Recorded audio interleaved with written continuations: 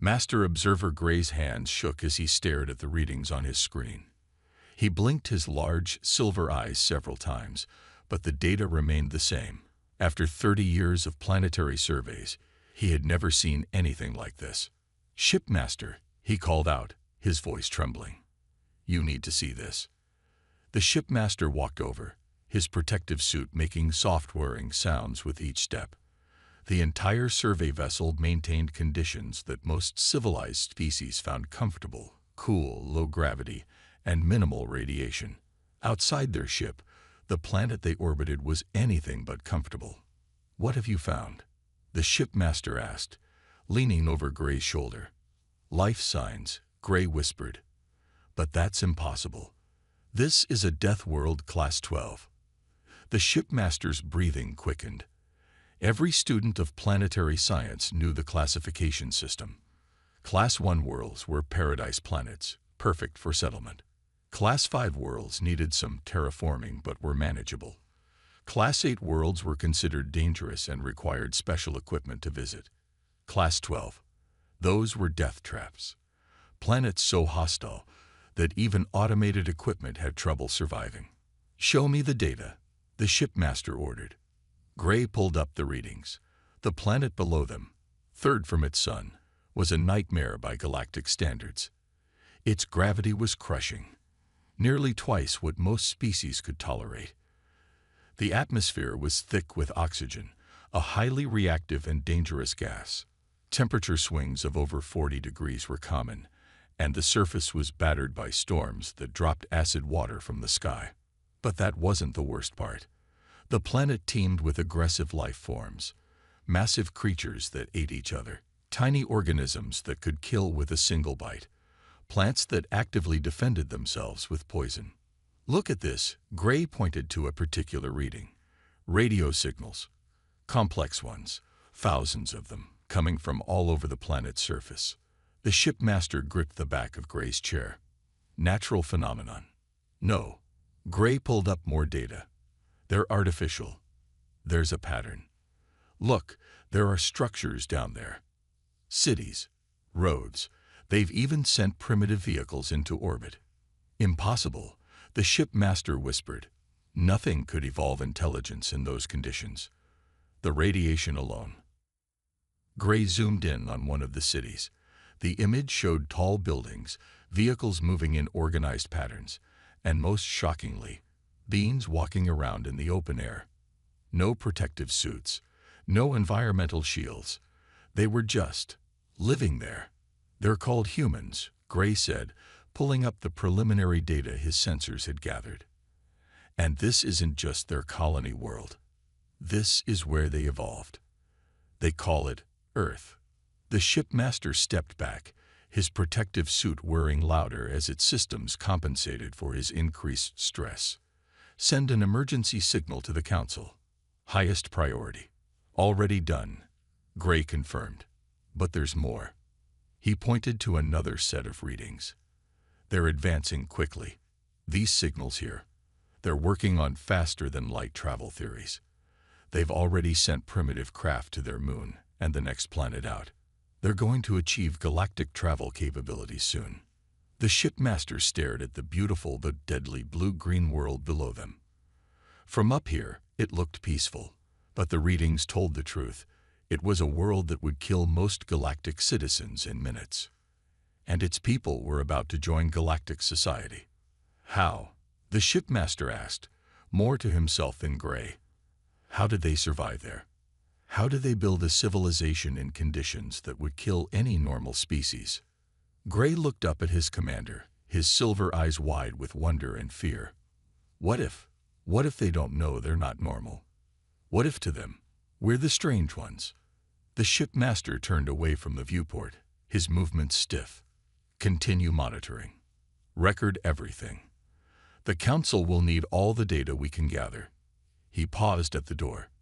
"And Gray, mark this planet as an extreme hazard, not because of the conditions, but because of what kind of species it must take to consider this hell their home."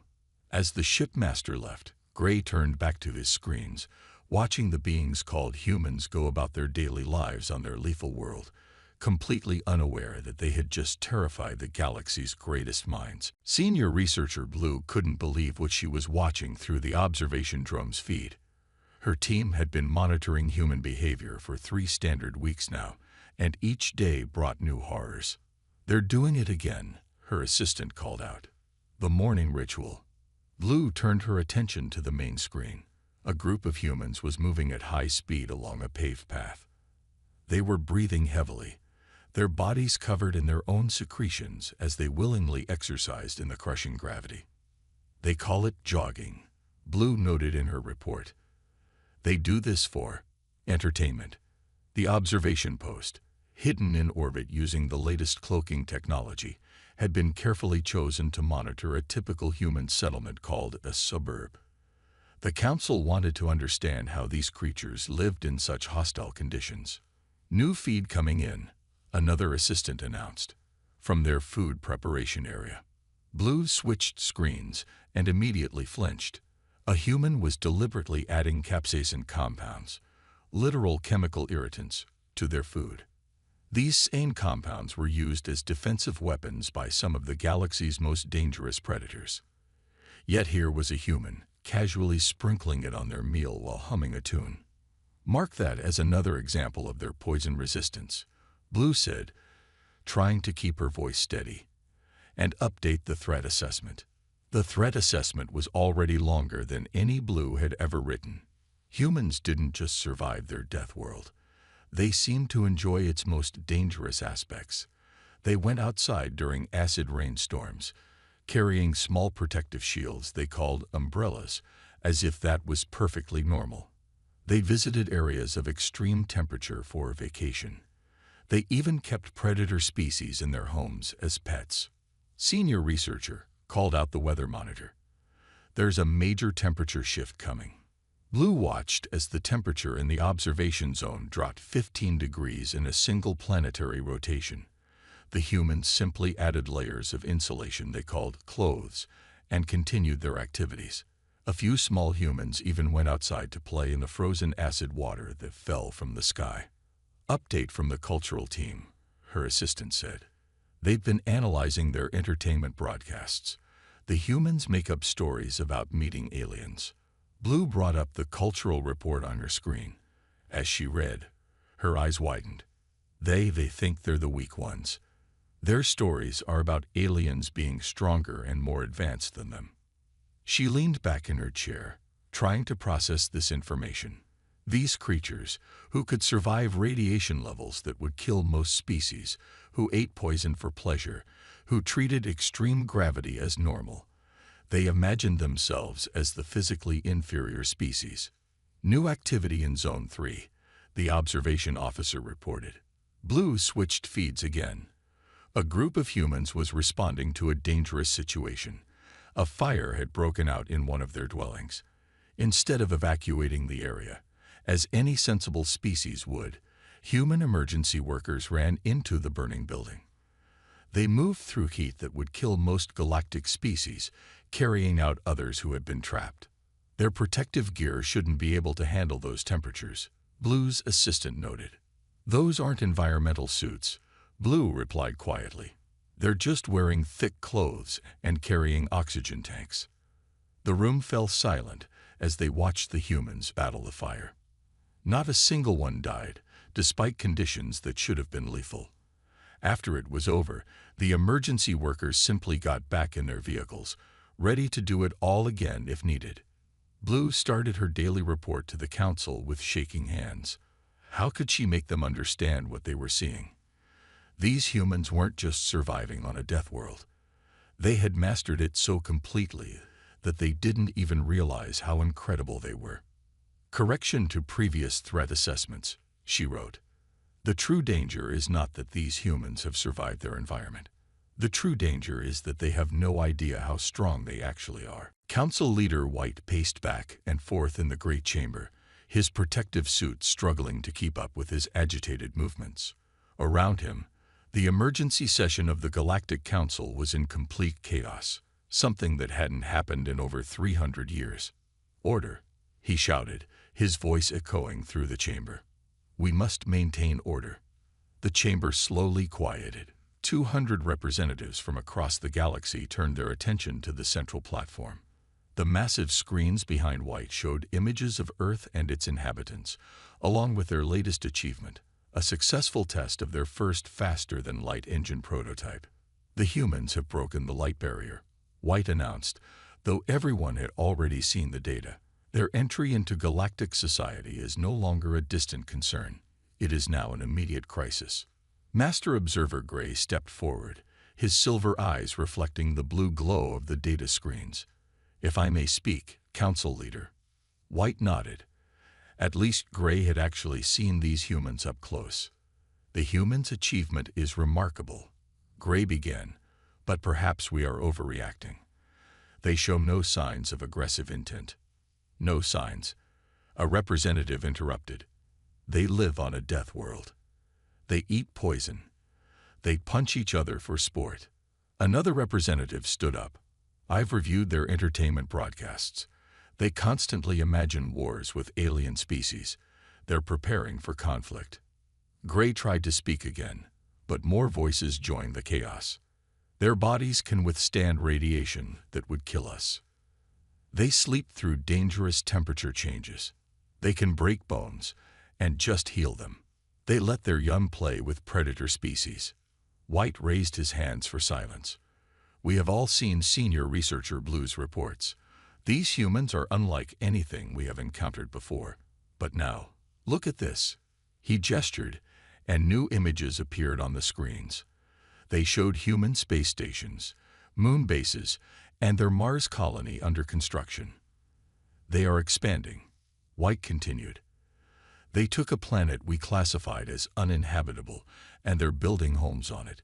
They call it challenging, but manageable."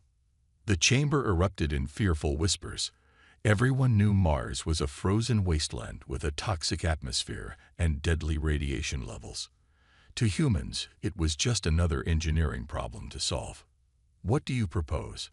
asked the Trade Minister, her environmental suit glowing softly in the dim chamber. White took a deep breath. "We must act now, before they fully master faster-than-light travel. We must contain them." "Contain them." Gray stepped forward again. "With all due respect, Council Leader, how?" "They survive conditions that would kill our strongest warriors. They build bases in environments that destroy our best equipment. What exactly do you think could contain them?" "Laws," White replied. "Regulations. We make first contact now, while we can still set the rules. We establish safety protocols that just happen to limit their expansion. For their own protection, of course." The chamber grew quiet as they considered this. "And if they refuse?" someone asked. White turned to stare at the image of Earth spinning slowly on the main screen. "They believe in laws, in rules. Their own entertainment shows them constantly fighting against rule breakers. We use that. We make them think these restrictions are for everyone's safety, including their own." Gray watched the council members nodding in agreement. Only he had been close enough to Earth to see something they were all missing. In every human story about being restricted, about being contained, about being held back by rules and regulations, the humans always broke free. But before he could voice this concern, the council voted. The motion passed almost unanimously. They would make first contact with humanity, not with open arms, but with chains disguised as safety protocols. As the chamber emptied, Gray stayed behind, staring at the images of Earth. He wondered if the council truly understood what they were doing. They weren't containing a threat. They were challenging humanity to break free.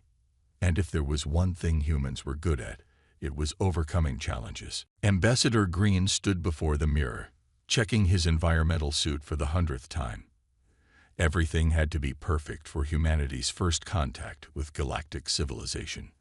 The suit was the most advanced model available, designed to protect him from Earth's crushing gravity, toxic oxygen levels, and deadly radiation. "Final systems check complete," his assistant reported. "The suit will keep you alive for up to 6 hours in Earth conditions." Green nodded, trying to hide his nervousness. The council had chosen him for this mission because of his diplomatic experience, but nothing in his career had prepared him for meeting beings who considered a death world comfortable. The landing site had been carefully selected, a place humans called Geneva.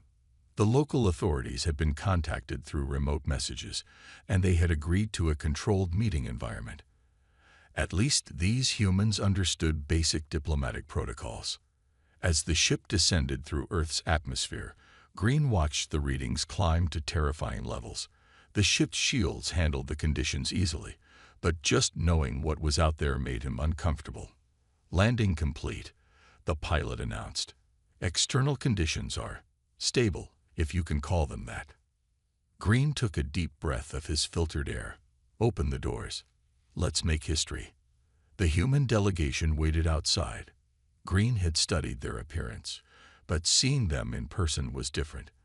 They stood naturally in the brutal gravity, their bodies entirely exposed to the toxic atmosphere. Some even had their heads uncovered, letting the deadly solar radiation touch their skin. "Welcome to Earth," one of them stepped forward, smiling. Green's translator rendered the words perfectly. "I'm the Secretary General of the United Nations." Green moved carefully in his suit, very aware of the lethal conditions surrounding him. "Greetings. I am Ambassador Green of the Galactic Council. We come in peace and with great interest in your world." The meeting proceeded better than expected. The humans were polite, curious, and showed no signs of the aggressive behavior the Council feared. They asked intelligent questions about galactic society and seemed excited about joining the larger community. Then everything went wrong. Green's suit gave a sudden warning beep. He glanced at his readings and felt his heart stop. The gravity compensators were failing. "Is everything all right?" the Secretary General asked, noticing his distress. "My suit," Green managed to say as the crushing weight of Earth's gravity began to press down on him. Malfunction. What happened next would change galactic society forever. Instead of backing away from the failing suit, which might explode or release toxic gases, the humans rushed forward. They moved with incredible speed and strength, catching Green as his legs gave out under Earth's gravity. "Medical team," the Secretary General shouted. But the humans didn't wait.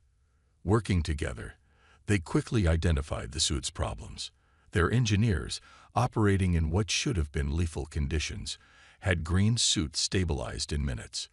One of them even held him up with one arm while working on the suit's systems with their other hand, showing casual strength that would have required powered armor for most species. "There," one of the engineers said. "That should hold until you can get back to your ship. The gravity compensators were overheating. We redirected the power flow." Green stood there, supported by beings who could survive conditions that had nearly killed him in seconds. But instead of using their strength to threaten or dominate, they had helped without hesitation. Back on his ship, Green wrote his report to the Council with shaking hands. The Council needed to know the truth about humans. Yes, they were incredibly strong and resilient by galactic standards. But more importantly, their first instinct upon seeing a stranger in danger was to help. "Recommendation," he wrote. "Abandon containment plans. These humans don't need to be restricted. They need to be understood. They are not just survivors of a death world. They are protectors who have mastered their harsh environment, not to dominate, but to help others." He attached the video of his rescue, knowing it would shock the Council. Let them see the truth. Humanity's strength wasn't what made them special. It was how they chose to use it. Captain Smith stood at the viewport of humanity's first faster-than-light ship, the Explorer, staring at what the Galactic database called a garden world. Behind him, his crew whispered among themselves, trying to make sense of what they were seeing. "This can't be right," his science officer said, checking the readings again. "The atmosphere is too thin. The gravity is barely 40% of Earth's. The radiation shielding from their magnetic field it's like tissue paper compared to Earth's." "But the database clearly shows this is one of the most populated worlds in the galaxy," Smith replied, watching the gleaming cities below. Over 3 billion people live here.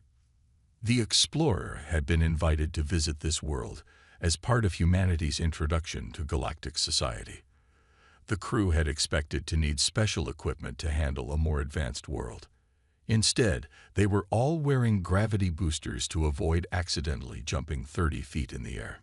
"Captain," the communication officer called out. "Message from the surface. They're asking if our environmental suits are ready for landing." Smith looked down at his regular uniform and tried not to laugh. "Tell them we're fine, though we might need some weights to keep us from bouncing around in their gravity." The revelation had been building over the past week as they visited different worlds. What humans considered normal, the galaxy considered extreme. What they thought of as pleasant conditions were terrifying to most species. Their landing party caused quite a stir. The local officials stayed behind thick environmental barriers, wearing protective suits. They watched in horror as the humans walked casually in conditions that would have killed most galactic species. "Your strength is remarkable," one official said through a speaker. "To move so easily in these conditions." Smith was about to explain that they actually needed help to move normally in such low gravity when an urgent message came through from Earth. "Captain," his communications officer called out, "you need to see this. The Galactic Council just found out about our Mars base." The local officials crowded around their screens as images of the Mars colony appeared. To Smith and his crew, it was a normal sight. The domed cities, the terraforming projects, the mining operations. But the aliens reacted as if they were watching a horror show. You built cities on that death world." One official stammered. "We classified Mars as uninhabitable. The radiation alone." "Oh, the radiation's not great," Smith admitted. "That's why we built the shields. The real challenge is the dust storms, but we figured out some good filtration systems." The silence that followed was deafening. "Captain," another official said slowly, "what exactly does humanity consider a challenging environment?" Smith thought for a moment. "Well, Venus is pretty tough. We're still working on how to build anything permanent on the surface. The pressure and heat keep crushing our equipment. Give us a few years, though. We've got some good ideas about floating cities in the upper atmosphere." The officials stared at him. One of them actually backed away. That evening, in his private quarters, Smith read through the Galactic database with new understanding. Everything clicked into place. Why the aliens always wore protective suits, why they treated humans with such caution, why they kept talking about safety protocols. A message from Earth's government popped up on his screen. They had just received the full galactic classification of habitable worlds. Earth wasn't just at the bottom of the list. It was classified as a death world so extreme that evolution of intelligent life there had been considered impossible. "Well," Smith said to himself, looking out at the alien city below, "I guess this explains why they were so surprised by the mountain climbing videos we showed them at the welcome dinner." He began drafting a report to Earth. Humanity wasn't weak or behind as they'd feared. They were basically the galaxy's heavyweight champions, living on a world that would kill most species in minutes. And they had done it so naturally. They never even realized how strong they were. The emergency alarms in the Galactic Council chamber wouldn't stop ringing. Council Leader White stared at the disaster reports flooding in from the Centauri sector. 3 colonies were facing complete destruction from an unexpected solar flare. Their sun had become unstable, bombarding the worlds with radiation levels that made evacuation impossible. "No rescue ships can approach," the emergency director reported. "The radiation levels are too high. They'll fry any ship's crew before they can reach the colonies." White felt the weight of 10 million lives on his shoulders. The colonists had less than 48 hours before the next, stronger flare would hit. Their shields wouldn't survive it. Then Master Observer Gray burst into the chamber. "The humans," he said, breathing hard. "They're already on their way." "What?" White turned to the main screen. Sure enough, 5 human ships were heading toward the Centauri sector at full speed. "Stop them. They don't understand the danger." "No," Gray said firmly. They understand perfectly. They just don't care. Look. The screen showed the interior of the lead human ship. The crew wasn't in environmental suits. Instead, they wore simple radiation gear that would be laughably inadequate by galactic standards. "This is Captain Smith of the Earth ship, Explorer," a transmission came through. "We've reviewed the situation. Our ships can handle the radiation. We're going in." The Council watched in horror as the human ships approached the danger zone. The radiation levels were now high enough to kill most species in seconds. Receiving transmission from Earth, the communications officer announced. They're sending more ships. They've called for volunteers for a rescue mission." "How many volunteered?" White asked. "All of them," the officer replied quietly. "They had to turn people away." The next hours became legend in galactic history. The human ships didn't just survive the radiation. They thrived in it. Their crews worked tirelessly in conditions that would have killed any other species, evacuating colonists to safety. When a station's power failed, 2 humans went outside their ship to fix it. They worked in space, exposed to direct radiation, protected only by what they called standard EVA suits. They finished the repairs while telling jokes to each other over the radio. When a colony's shield started to collapse, the humans didn't retreat. They landed and helped carry people to the ships, walking through radiation storms that melted their equipment but left them merely sunburned. "How?" White whispered, watching the rescue footage. "How are they doing this?" Gray smiled. "They grew up on a world that tries to kill them every day. To them, this is just another Tuesday." The footage spread across the galaxy. Billions watched as humans walked through radiation to save children, carried injured aliens twice their size to safety, and risked their lives again and again without hesitation. One clip went viral. A human rescue worker giving their radiation suit to an injured colonist and continuing to work without it, saying simply, "I'll be fine. I got worse sunburns at the beach last summer."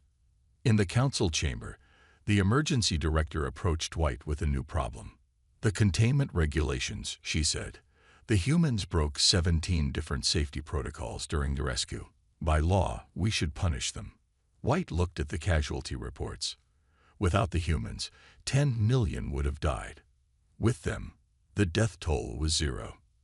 "No," he said firmly, "we're not punishing anyone." "But the regulations."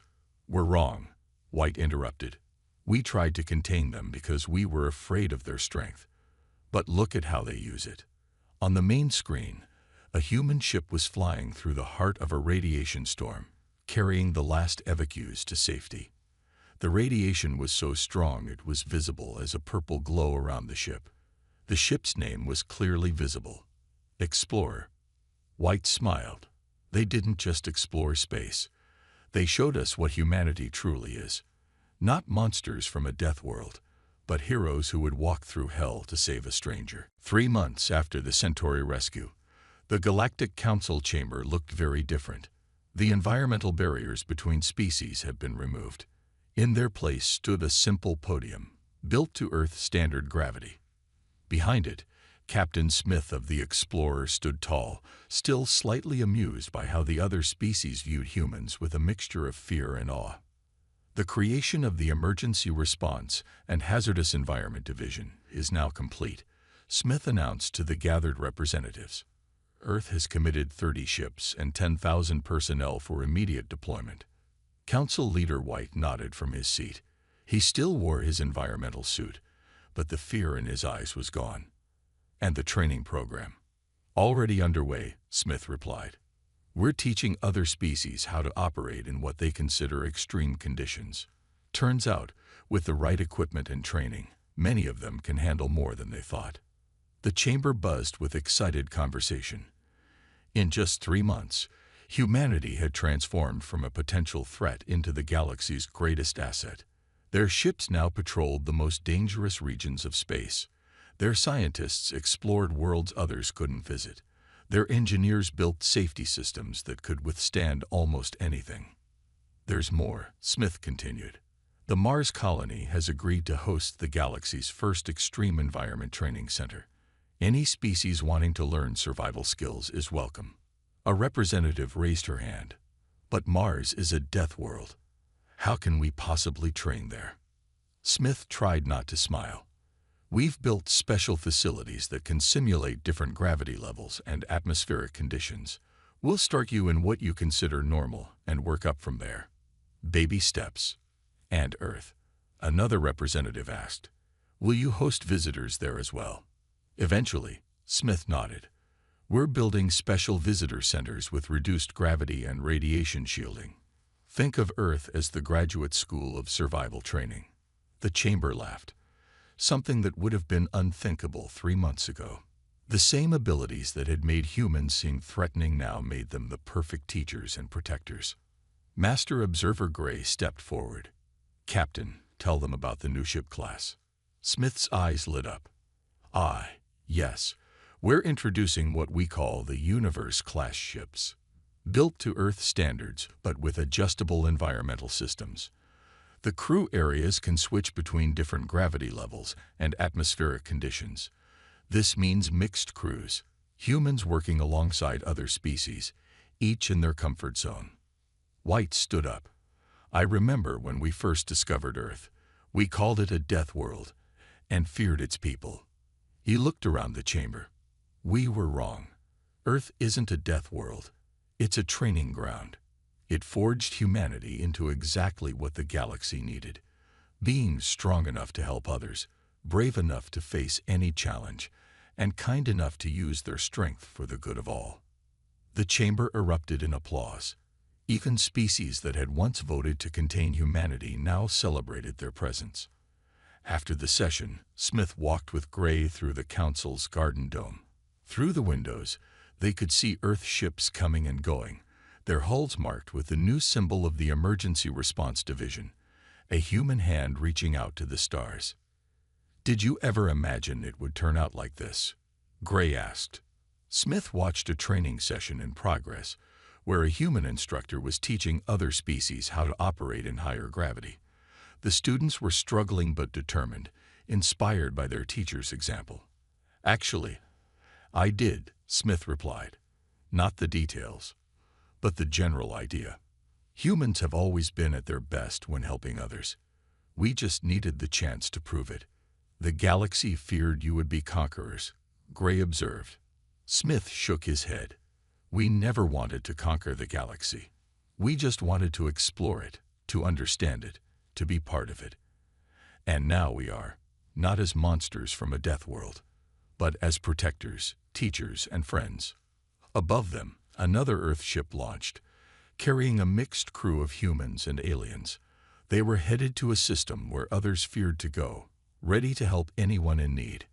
It wasn't about being strong anymore. It was about being strong enough to help others become stronger.